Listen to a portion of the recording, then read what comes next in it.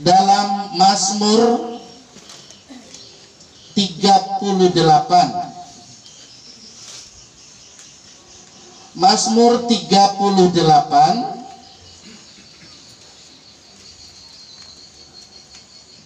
dibaca ayat 16 sampai pada ayat 23. Saya baca firman Tuhan, mari kita dengar dan simaklah firman Tuhan, supaya firman Tuhan ini menghibur dan menguatkan kaum keluarga, bahkan semua kita. Sebab kepadamu ya Tuhan aku berharap, Engkaulah yang akan menjawab, ya Tuhan Allahku. Pikirku, asal mereka jangan beria-ria karena aku, jangan membesarkan diri terhadap aku apabila kakiku goyah. Sebab aku mulai jatuh karena tersandung, dan aku selalu dirundung kesakitan. Ya, aku mengaku kesalahanku. Aku cemas karena dosaku. Orang-orang yang memusuhi aku besar jumlahnya. Banyaklah orang yang membenci aku tanpa sebab.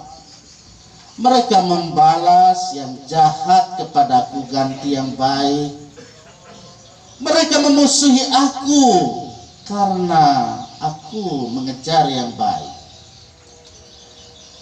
Jangan tinggalkan aku ya Tuhan Allahku. Janganlah jauh daripadaku.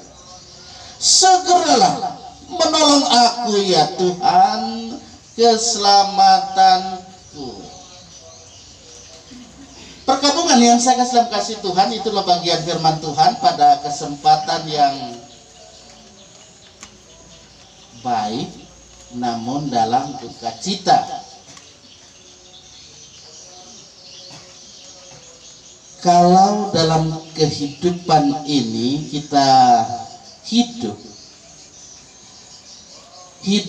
yang kita jalani ini satu fase yang kita sudah lalui dan fase-fase yang akan kita jalani. Fase kehidupan kita terkadang ada sehat, ya, dan kadangkala sakit. Nah, itulah yang pasti juga ketika saat almarhum Bapak Tony Manopo dia menjalani kehidupan ini. Dia beraktivitas sesuai dengan tanggung jawabnya, dan dalam tanggung jawabnya ini, ya, kalau sudah divonis dengan diabetes, nah itu ya seperti inilah keadaannya. Memang dokter biasa bilang diabetes itu adalah penyakit yang mematikan, salah satunya. Tapi kalau kita punya pola makan, pola hidup yang sehat, pola makan, pola apalagi minum, ya, dengan menu yang seimbang, ya, saya kira Tuhan kasih kita hikmah. Nah, itu. Jadi kita yang hidup ini, mari kita hidup berhikmah, terutama beriman, sehingga beriman, berimun, berhikmat itu menjadi sangat penting. Toh ajal memang di tangan Tuhan. Terkadang ada yang bilang, sudah doakan ini, nggak usah takut. Padahal dokter sudah sarankan, bla bla bla bla bla bla bla. Ya, seperti itulah. Tapi apa yang dialami oleh almarhum Bapak Tony Manopo dalam usia 59 tahun. Ini masih usia-usia, ada yang seusia di sini, ya. 59 tahun. Masih sangat muda, karena kalau dalam Alkitab menyatakan umur manusia sampai 70 tahun, bisa 80 tahun, selebihnya itu adalah penderitaan. Ada orang, kenapa orang ada umur sampai 100? Kalender mana dia pakai itu juga harus dilihat. Biasanya kalender yang ada kalender pendek kan. Kalau kalender yang kita gunakan yang kalender internasional, kalender Masehi, nah itu itu yang artinya ukuran yang menjadi ukuran patokan ya. Kalau kita lihat dari bagian Alkitab, saya melihat itu ya. Kalau ada orang tua yang saya kunjungi, kalau masih usia seperti Pak Tony, masih apa kan, kalau dia tidak mengalami apa sakit penyakit, riwayat sakit penyakit. Kalau seperti Oma Dibet ya, ini beliau kalau saya dulu datang, ini saya sempat tadi juga berkunjung ke sana. Kalau orang tua seperti itu, saya cari ke kamar, biasa menyanyi dalam Yesus kita sekarang sudah tidak bisa lagi karena usianya sudah 80 apa, maka mungkin lebih karena menghitung. Kalau dulu kapan lahir, kapan nih, itu waktu kelapa ada tanam itu. Kalau sekarang kelapanya tidak ada dihidupkan, tidak ditahu umur berapa itu. Tapi puji Tuhan kita orang kan sekarang akte kelahiran, ada surat baptis, sudah tahu situ. Alo umur berapa sekarang? Gitu. Untuk umur berapa nana? Siapa yang sakit-sakit dan itu, itu. Tapi itulah. Mari kita lihat dari perikop yang ada bahwa perikop ini berkata-kata, berbicara, jangan tinggalkan aku. Perhatikan itu, saya ajak fokus untuk melihatnya di ayat 22, 23. Coba kita baca sama-sama. Jangan dulu tutup Alkitab dengan Alkitabnya. Sudah dapat? Nyaring, karena ini direkam supaya kedengaran ya. Ayat 22 dan 23 dari Mazmur pasal 38. 1, 2, 3.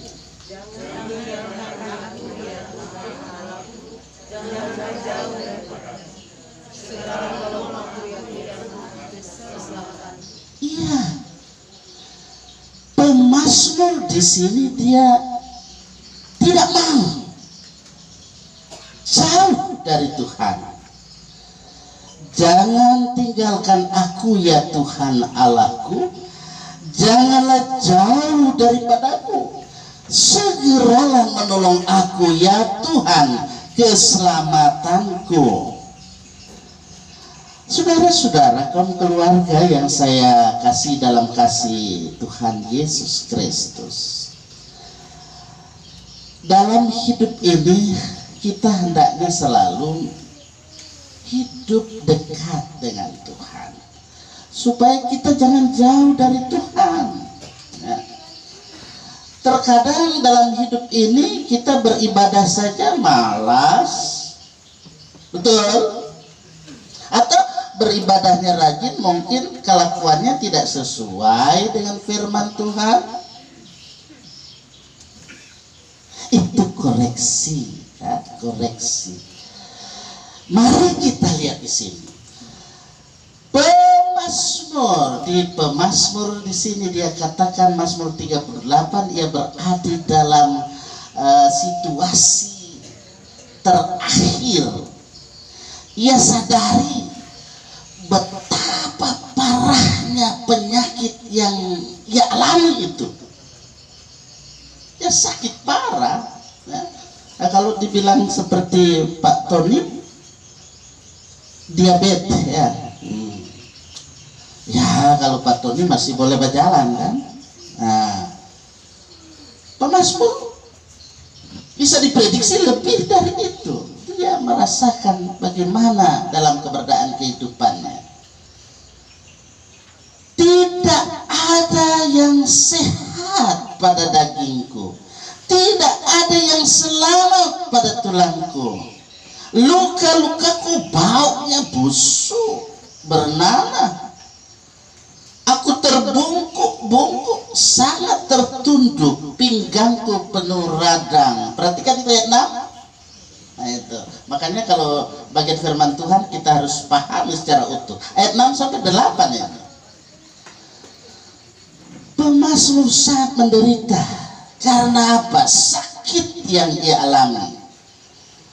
Mungkin ia menderita sakit, ya kalau dulu ada yang disebut sakit yang apa itu, harus dijauhi, tidak boleh orang dekat dengan dia. Sakit apa itu dulu?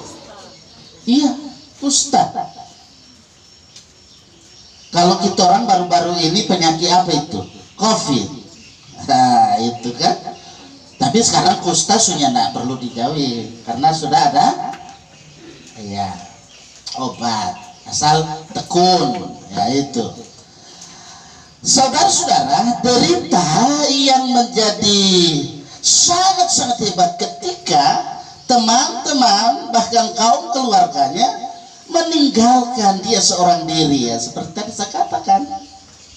Kalau orang sakit kusta ini boleh merdeka jauh, karena kalau nyanda bisa tertular. Nah seperti itu. Karena itu derita yang ia hadapi luar biasa, lahir dan batin, bukan hanya derita jasmania tapi batinnya juga. Ia tahu bahwa orang-orang meninggalkan dia, bahkan ada kekhawatiran kalau Tuhan juga akan meninggalkannya. Karena itu dia berseru seperti saya ajak tadi membaca, jangan tinggalkan aku ya Tuhan Allahku, janganlah jauh daripadaku, segeralah menolong aku ya Tuhan keselamatanku. Wow, dalam derita yang sangat-sangat berat ia tetap berserah, ia tetap berharap kepada Tuhan. Ia tidak tahu apa wujud yang akan dia terima, pertolongan yang Tuhan berikan itu. Tetapi ia percaya sepenuhnya bahwa Tuhan yang ia imani pasti menolong. Nah, itu. Miliki itu iman seperti itu. Terkadang kan kita, aduh Tuhan tidak tolong saya. Nah, itu keluarga juga jangan dipikir, kenapa saya harus mengalami duka cita seperti ini. Ya tahun lalu ya, suami tercinta dari ya, dan juga ada bersama di sini. Tapi saya percaya suka dan duka yang terjadi, yang tentu silih berganti dalam kehidupan, siapapun pasti akan mengalami itu semua. Saudara-saudara yang saya kasih dalam kasih Tuhan, kalau Bapak Tony Manopo kemarin menghembuskan nafas terakhirnya pukul berapa? 16. Ada bilang 16, 14, ada bilang berapa lagi? Ya, itulah hembusan terakhir nafas kehidupan dari almarhum, karena almarhum sudah dipanggil Tuhan melewati sakit yang diderita beberapa waktu lamanya. Kalau saya tanya berapa tahun ya, sudah cukup lama ya. Keluarga pasti sudah mengusahakannya, membawa ke rumah sakit ya untuk bisa menerima perawatan, obat-obat dari para medis, bahkan juga melalui doa dengan pendampingan yang ada. Tentu permohonan pertolongan yang Tuhan nyatakan, kalau dibilang kesembuhan dari sakitnya yang ada ini, tak henti-henti kita sampaikan lewat doa. Begitu juga doa yang kita sampaikan kehadirat Tuhan itu pasti dijawab. Dia jawab tepat pada waktunya. Ya, waktu Tuhan itu yang paling tepat yang Ia nyatakan dalam kehidupan ini. Karena itu terimalah segala sesuatu yang kita alami dengan segala sukacita, dengan kerendahan hati, bahwa hidup kita ini ada di tangan Tuhan. Ya, karena kita ada di tangan Tuhan, itu waktu Tuhan itu waktu yang ketika Tuhan sudah izinkan, pasti dalam kehidupan ini itu terjadi. Karena itu persiapkan diri kita sejak dini, ya. Jangan nanti tua bangka baru berdoa terus. Bila perlu kalau bisa panggil pendeta supaya selalu dekat mendoakan. Karena sosial memang mau pergi di sana ke Yerusalem baru. Kalau Tuhan belum panggil, mau bikin apa? Ya tak? Tuhan masih beri kita waktu. Tuhan masih beri kita kesempatan di dunia ini. Mari lakukan tugas tanggung jawab kita dengan penuh sukacita. Apalagi yang baru diteguhkan kemarin, menunaikan tugas panggilan pelayanan. Laksanakan itu. Mudah-mudahan yang diteguhkan kemarin nyaris hadir semua. Ya, kecuali Saki. Enggak? Siapa yang suka sakinya? Nah, ada yang suka saki toh? Nah, itu. Karena dalam itu tidak dikatakan penatua kolom 1, cuma di kolom 1 saya sebagai penatua. Dengarkan kemarin itu saya rekam. Nanti kalau suka mau dengar DP itu tugas tanggung jawab penatua, tugas tanggung jawab diaken apa semua ada itu. Ya. Supaya jangan nanti saling tuding menuding. Itu apalagi dalam duka cita, jangan ya, jangan. Justru kita harus bawa kabar baik bahwa sesungguhnya waktu Tuhan itulah waktu yang terbaik. Kalau Tuhan sudah izinkan, pasti Ia akan nyatakan yang terbaik dalam hidup ini. Amin. Mari kita nyatakan pujian waktu Tuhan. Syair lagu yang di nomor 8. Bila kau izinkan sesuatu terjadi, ku percaya semua untuk kebaikanku. Bila nanti telah tiba waktumu, ku percaya kuasa-Mu memulihkan hidupku. Waktu Tuhan pasti yang terbaik, walau kadang tak mudah dimengerti. Lewati cobaan, ku tetap percaya waktu Tuhan pasti yang terbaik. Sekali lagi, bila kau izinkan, bila kau izinkan sesuatu terjadi, ku percaya semua untuk kebaikanku. Bila nanti telah tiba waktumu, ku percaya kuasa-Mu memulihkan hidupku. Waktu Tuhan pasti